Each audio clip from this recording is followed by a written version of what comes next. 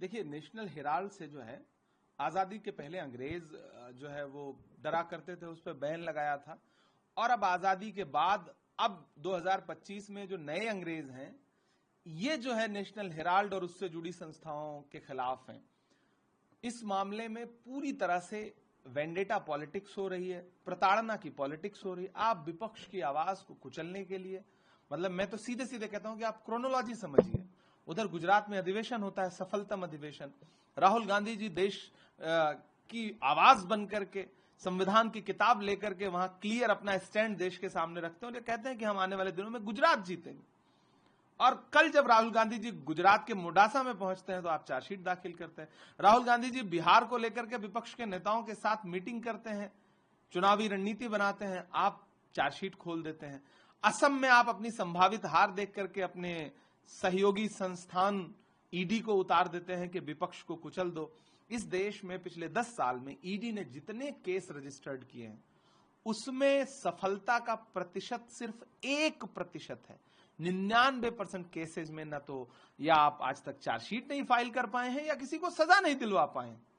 तो अगर भाजपा ये कह दे कि हां इसके खिलाफ ईडी की रेड पड़ गई तो ये भ्रष्टाचारी हो गया, तो जब सफलता का प्रतिशत 1 है तो वो भाजपा के प्रवक्ताओं से के कह देने भर से भ्रष्टाचारी हो जाएगा। गांधी परिवार को आप भ्रष्टाचारी बोलेंगे, जिसने इस देश के लिए अपना खून कुर्बान कर दिया, अपनी जान कुर्बान कर दी, अपनी निजी संपत्तियां कुर्बान कर दी।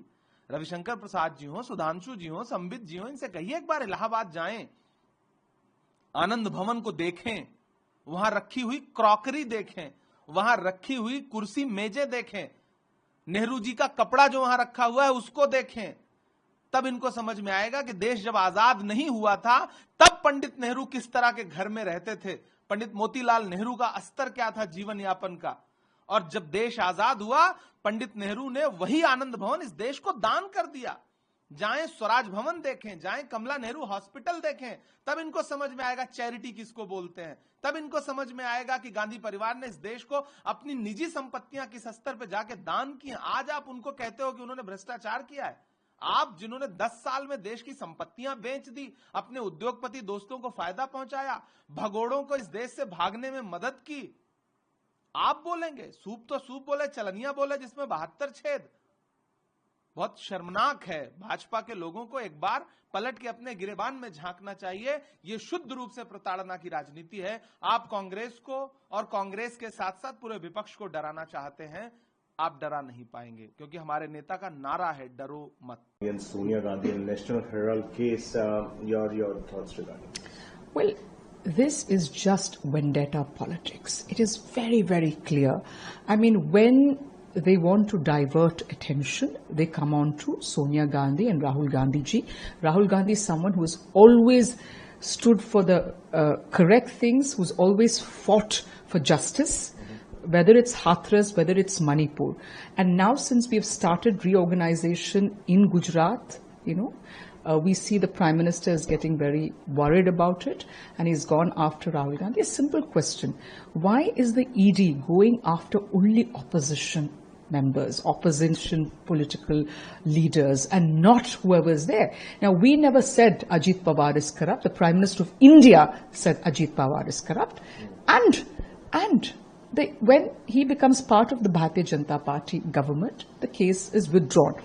Here, it is whenever they've been called for questioning, both Rahul Gandhi ji and Sonia Gandhi ji went to ED, replied to everything.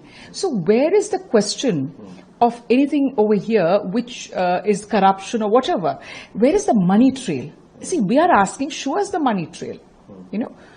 Where are the proceeds of the crime? That is what is money laundering. So these two things they are not able to. And also, let's understand, Young India is a company formed under Companies Act 25, right? So you cannot, even if you have shares, you can't get dividends. There is no salary. There is no transfer of assets.